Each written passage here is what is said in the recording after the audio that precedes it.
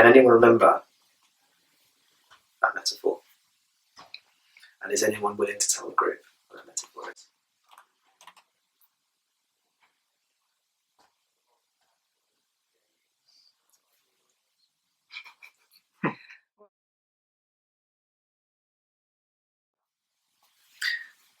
So this sense of I in the way we speak comes up everywhere.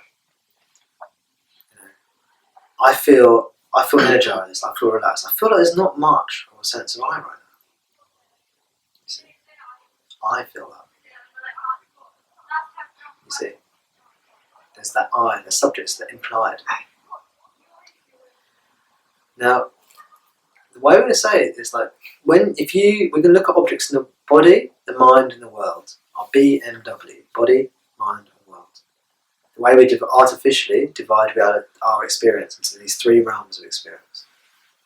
We look at the world, it's pretty obvious that if we're trying to find out what the subject is, if we're trying to find out who I am, and I understand what the subject is, which is what we're going to do, this Atma Vichara, that I am not the chair. We know that. We know we're not the chair. I can see the chair.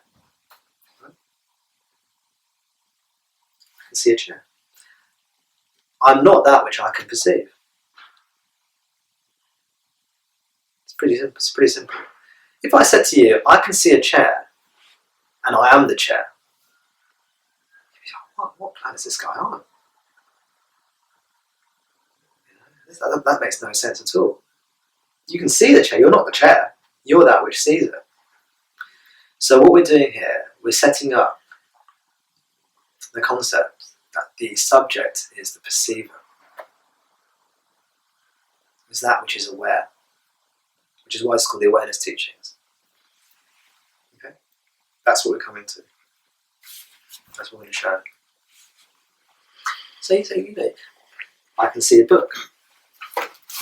I can see a book here. But you don't say, I can see a book and I am the book, do you? And obviously you can see this works for any objects in the world, any gross object. You see a train, you can see a train, and you know you're not the train. You know that. A 4-year-old child will know they're not the train. And they haven't had to think about it and have a conversation or come to satsang. Because you know you're not that object, that gross object. Now, what about our other two realms of existence, or two realms of experience? Apologies.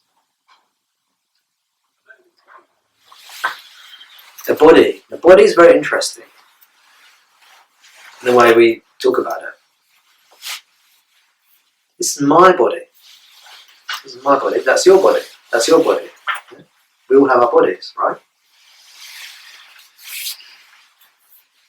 I can see my body. I can see my book. This is my book. I am the book. No, it doesn't make sense, does it?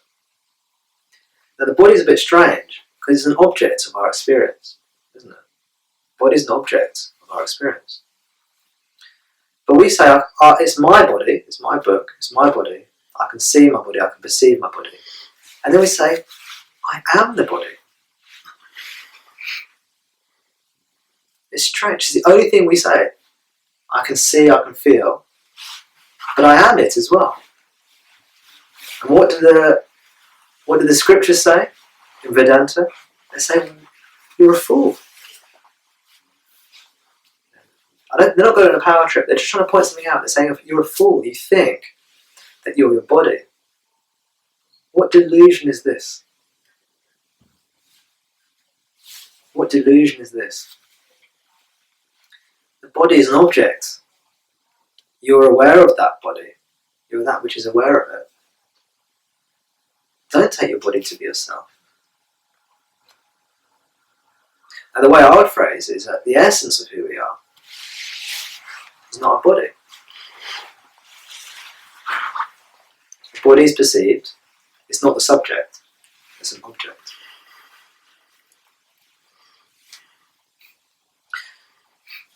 Because we're doing an inquiry to what the subject is. Because we're in the second of our sessions, we realise that happiness comes from the subject. Seems like the probably something's one of the things that's behind that mistake that we tend to make more with the body than we do with the book is that you've differentiated between gross and subtle objects, and with the difference being subtle objects are private, and Correct. so we sort of say, okay, these things only I feel the sensations Correct. that are the non-visual aspect of my body. Correct. So there's something. So maybe that's so the mistake we jump to sort of say, oh, since only I can experience that. That's exactly that's correct, and that's why I make that distinction in the first teaching. I define what a subtle object is and a gross object is. Do other teachers do that? It's a very simple definition, isn't it? The subtle objects are the ones that are private. And I explain what I mean by private. I say, only you have direct access to those subtle objects. And other people only have indirect access to them. So if you feel happy, no one else can feel that happiness directly. They'll only know about it if you tell it to say I'm happy. Or they can see in your demeanour that you look happy. But they won't know what it feels like for you. Whereas an object, if we can all see this chair, we can all say, yes, it's got 4 legs and it's red, and we can all agree on that. So there's this natural boundary between subtle and gross. Yes. And that's where we think the gross is the world, and the subtle is me. And what we're saying is that one of the roots of ignorance is taking yourself to be the subtle as well as the gross. Even a child knows they're not the gross. They know they're not gross objects. But then the problem is we think we're subtle objects. And what this teaching is saying is subtle objects are objects. They're not the subject. And what we do, we mix our sense of I, pure subjectivity, with subtle objects. We mix it up. This is one of the mistakes we make. This teaching is so useful, so useful. Because when the body does something, we don't say, you don't have to say, I'm doing something. You say the body's doing it. It's an object, that's not me. I'm the perceiver. I'm that which perceives. I'm that which is aware. I'm the subject. The body is an object that appears to me. I'm coughing. No, the body's coughing. I'm that which is aware of the body coughing. The book falls off the bookcase. I don't fall off the bookcase, do I? Silly. Someone laughed. Silly. What a fool you are. You think you fall off the bookcase. It's a book. You see? You cough. I've just coughed. The scriptures, they say, what a fool you are. How deluded you are. How ridiculous this is. They use this language. How ridiculous this is. You think you're the body. The body is an object, it appears to you. We're going to bring up one of the metaphors. There are going to be like 3 or 4 metaphors I'm going to use today. The first one is the 2 birds sitting on the branch. Can anyone remember that metaphor? And is anyone willing to tell the group what that metaphor is?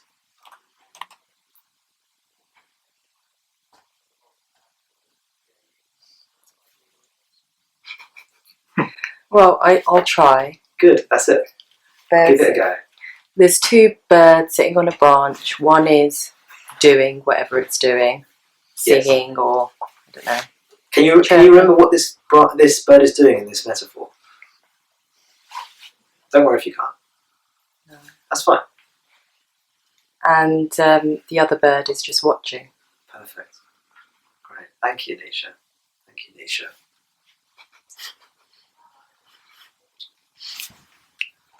It's great because I just want people to give it a go. If they don't get it right, doesn't matter.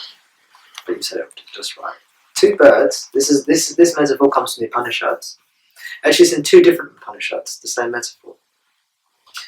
There are two birds sitting on a branch. One is eating the fruit of the tree. The other bird just watches, silently observes, does nothing. One eats the fruit, one just observes. The fruit, it can taste good, it can be sweet, it can taste bad, it can be bitter. The bird that's eating the fruit might feel good, it's eating some good fruit. Might feel bad, it's got a bitter taste in its mouth. The other bird watches. Other bird is unaffected. You see? Just watches. Can you see the analogy? The fruit part's quite important. I see that now. No, No, I'm just saying, like, I don't actually remember that way, so it's quite important, yeah. It's pleasure and pain, isn't it? Pleasure and pain. The tree and fruit on a tree is a very persistent metaphor in religion, in religious traditions. Across Asia, across the Middle East, we come across it in the Garden of Eden. We've got the fruit of the tree of knowledge. Tree of knowledge. And the fall of man, and Adam eats the fruit. Tree of knowledge of good and evil, it's sometimes called. Tree of knowledge. And there's a whole idea that, and again, you've got as you sow, so shall you reap. It's an agricultural metaphor of the fruits are the results of your actions. So you plant a good seed on fertile soil, you get good tasty fruit. You do the opposite, bad seeds, bad soil, you get bitter tasting fruit. So this is a metaphor for karma, cause and effect. It's a very persuasive, persistent metaphor throughout the whole of Asian teachings and in the Middle East as well with the Judeo-Christian tradition.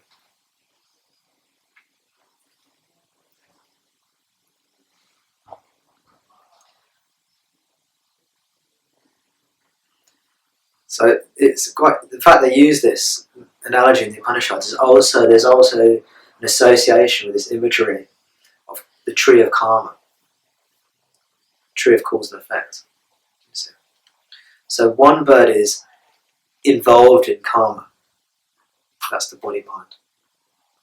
The other bird is unattached, unaffected, witnessing everything, seeing everything that's happening, experiencing everything, but unaffected.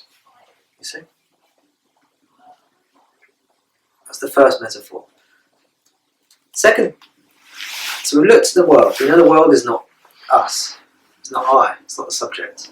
I'm aware of the world. I'm not the world. The body appears to be me, but actually, I'm aware of the body. The body's not me. Body, I am that which is aware of the body. This body seems to be attached to me because wherever I go, this body's here. Maybe that body isn't there, and that body is not there when I'm, But it's still not the essence of who I am. It's not the subject. It's an object that appears. It just appears with more regularity than other objects.